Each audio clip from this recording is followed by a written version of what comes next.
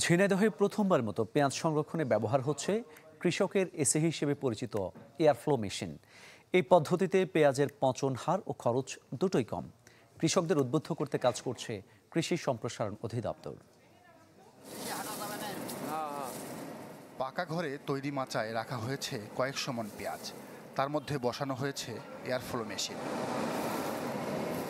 পেঁয়াজের তাপমাত্রা ঠিক রাখতে বাতাস দেয়া হচ্ছে এই যন্ত্রের মাধ্যমে।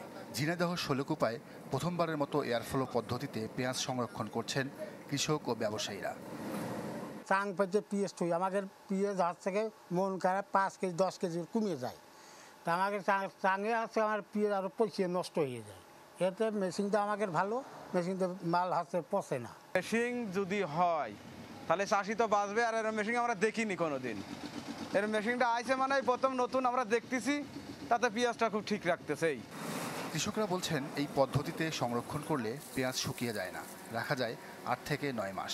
প্রতি মাসে 5 থেকে 600 টাকা বিদ্যুৎ খরচ ছাড়া অতিরিক্ত ব্যয় নেই।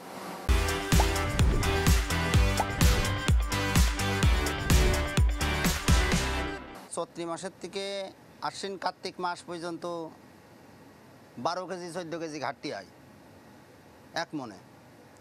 আর এই মেশিন উঠাতে এই মেশিনে 4 কেজির থেকে 5 কেজি 8 মাসে ঘাটতি হবে। ঈদের পরবর্তী যদি এবছরে যদি ভালো রেজাল্ট আসে, সামনের বছরে দেওয়া হয়তো এর চাহিদা অনেক বেশি। লাভজনক হওয়ায় এয়ারফ্লো মেশিন ব্যবহারে কৃষকদের উদ্বুদ্ধ করা হচ্ছে বলে জানান কৃষি কর্মকর্তারা। এই প্রযুক্তিটি সম্প্রসারণের জন্য আমরা কাজ করছি, আমরা কৃষককে উদ্বুদ্ধ করছি তারা যেন এই পদ্ধতি ব্যবহার করে পেঁয়াজ সংরক্ষণ করেন। এবং আমরা আশা করছি যে এই মাধ্যমে পেঁয়াজ সংরক্ষণ করলে যেমন একদিকে যেমন পচবে না, ওজনও তেমন কমবে না এবং কৃষক লাভবান হবেন। প্রতিটি এয়ারফ্লো মেশিনের মূল্য মাত্র 17 থেকে 18 হাজার টাকা।